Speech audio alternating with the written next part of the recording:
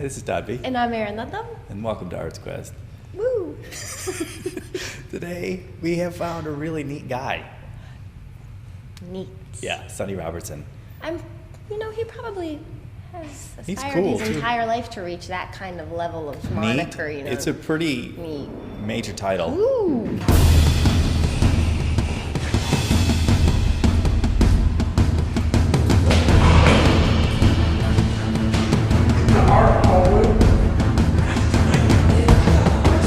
We go to Sonny, one of his favorite places to hang out at the Heidi Ho Lounge here in Akron. Lounge. And I said lounge a little weird. I did. He was drunk.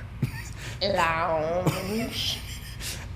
Did he wink at you too? Because I wasn't paying attention. Hallway. Hallway. The Heidi Ho Lounge. And got to talk to Sonny about If how you we didn't hear that first part, that would really make no sense. So, right. I'm working on it. If you guys have, again, some time, we're going to get there. Yeah, we're coming back around. It's going to be amazing. Yeah. And you're going to thank us for this time to really build Well, you'll up. really... You know what we are right now? You'll appreciate. It's the click, click, click, click, click. Oh, click, yeah. Click. And you're just click. waiting to do this. And you know that and it just keeps like painfully click, click, click. That's what we're doing right now. Yeah, we're building up. But eventually we'll let you go. Yeah, and we're you know what? going You'll right- get a little woo. And you'll scream. Well, because it's not a roller coaster. It's just Oh, that's a true. blue sky. But But you might. It'll be if you cool. want to at home, play along. You could scream. Just go, woo. I don't No? know why they would. Well, maybe because it's so cool. Maybe not. Maybe we'll go meet Sonny right now. So, Sonny, All right. you've been playing blues for a long, long time, and you are the proprietor of the Howard Street Band. Exactly. Tell me about the band itself. How did it get started? Well, yeah, I came to Ohio Akron around 86, 87, and kind of disillusioned with a lot of stuff in St. Louis. And matter of fact, my mom was here, so I was just coming up here, make a little visit. I said, well, I'll just go up and visit for a minute and come on back. So when I got up here, I had a couple of nephews here with playing. They had a little group, but they was really, kind of struggling with it. And they had always been, when they were kids, I was always trying to show them the ropes, So I came here and started to play with them and, just screwing around a little bit. And left, stayed here maybe 2 or 3 weeks, went back home, come back again about 4 or 5 months later. And I stayed. So my brother, he said, we started a little group. I said, what's going to be the name of this group? My brother said, well, it should be the Howard Street Blues Band. He said, because your name is Howard, and Howard Street was so famous here in Akron, So that was the way the name came about. So you're sort of the elder statesman of these young guys coming through and Oh, playing. hell yeah. These guys here mostly, yeah. How would you describe your sound? Is it Delta, Chicago? My sound is, I want to be kind of remembered as like as a St. Louis sound. It's not Delta or West Texas or whatever. I think in the Midwest of St. Louis, the blues was always played with what we call a little bit more funk, a little bit more fire than they do in Chicago or Texas or down south. They keep it really kind of traditional, really kind of. But in St. Louis, it was all more, everything was more funk, more R&B-ish, as you listen to the guys like, Ike Turner and Will Milton and Albert King, and even back to the great, my godfather, Henry Townsend, some of the great players. It's still a little bit more fire, a little bit more funk that we have with the blues as opposed to what the other guys do with it. What do you think contributes to that? Why St. Louis has that funkier edge? I don't know. I think a lot of the guys that came south and passed through St. Louis. A lot of the great players, a lot of the greats, all of them came through there. You know, everybody came through it, stopped through St. Louis for a minute.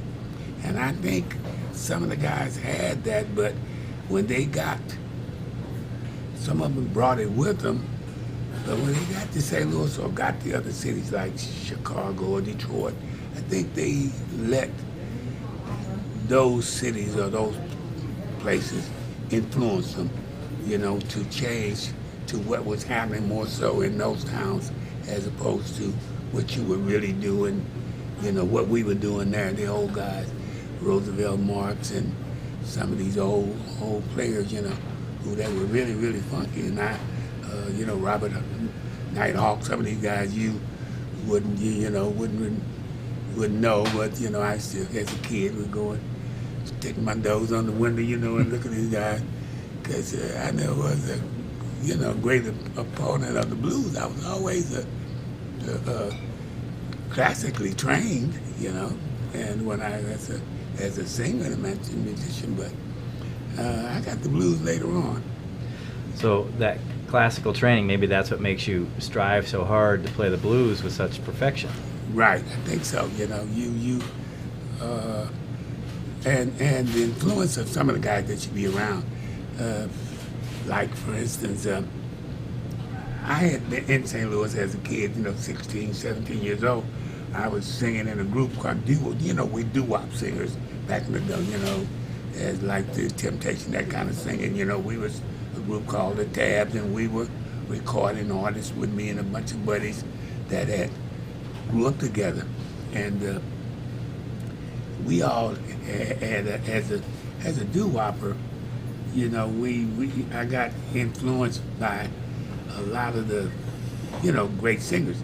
So being around some of the guys like Albert King, like I said, as a doo-wopper that age, they really required you to be, you know, really professional, you know, especially if you're going to be on their show or where they were playing is, you know, the Chuck Berry and all those guys. They really required, you know, you just being on their show, but shit, you got to be, you know, you got to be professional. And for instance, I played with Albert King as a young guy. I was in my 20s, and had a problem getting to the gig and being tuned. You know, sometimes I just want to grab the guitar and go to playing. So I think we were down in some place where in Colorado, Denver, I think, down Denver at this big Coliseum, you know, getting ready to play, you know, get ready to go on stage. I think something like 50,000 people out there. It's a big lot of people, man. So I'm sure if I don't have no, here I come again, untuned, you know. And I never will forget it long as I live, man. He turned it around, Todd. He took my guitar and he said, we were playing, you know, we started playing and I was out of tune. He walked across the stage to my guitar, to my amp, and he unplugged it and motioned me off stage in front of all these people. And when he come on stage, he told me, he said, I'll see you in Detroit. That was the next place where we're going. He said, I'll see you in Detroit. But he embarrassed me, man, in front of all those people, man. Just unplugged me, sent me off stage. And I will always remember that, and it hurt. It really hurt, but it taught me something. Give me a list of all the people that you've played with, because I know you played with a lot of great names. Man, like I come up with, you know, playing what led me to so many great people. Like even as a young kid, I had sung with a lady named Willie Mae Ford Smith in the church. You know, she was a gospel legend, which took me to people like Mahalia Jackson and James Cleveland, get a chance to play with those people in those kind of venues, you know, because she took me there. And the same way it was when I was singing with the Tabs and working it with the old DJ record company, which was wasn't two companies, but DJ and Chess, you know. So that at DJ, I was there with Curtis Mayfield, Jerry Butler, Four Seasons, the Spaniels, man, just, you know, countless people that was there on that record company, you know, with us. Gene Chandler, it was so many of us. And then going with Albert, Albert took me to so many people that I had a chance to play with, you know, from with BB and Paul Butterfield and Janis Joplin and Jimi Hendrix and Buddy Miles and Buddy Guy, Coco Taylor. I go back to all these guys, Lefty Bates, all these great players that I had got a chance to interact with, you know, or be there and learn from. Tell me about how you look at what you see happen in the current music scene today. You know, I think with you just don't have that many musicians, you know, honestly.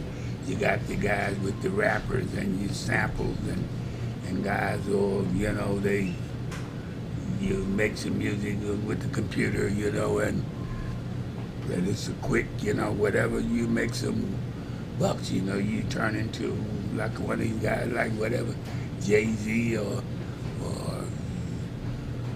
Usher, all these young cats that I don't see a lot of talent. I think they're great computer men, you know, but Forever. Okay, so peace out, and you should Thanks for follow watching. him on Crap, and you can watch this again. Yeah. Click That on our one guy. sponsors. Nice to Help see us you. by clicking on them too.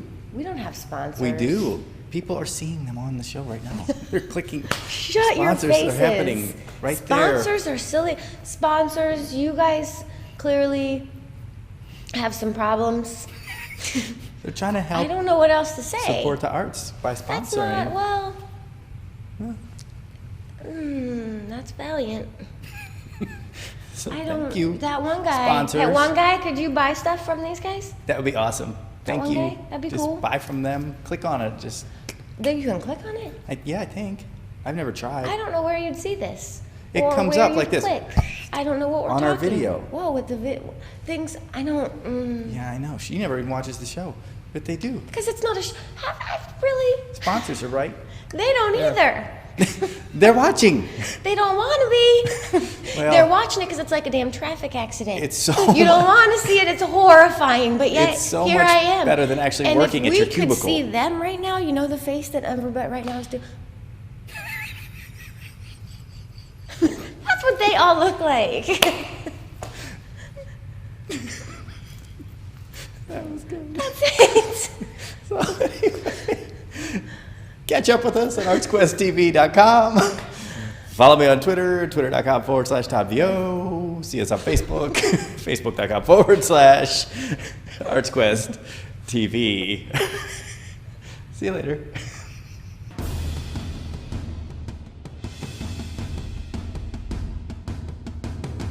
Two, We already done two? two, two.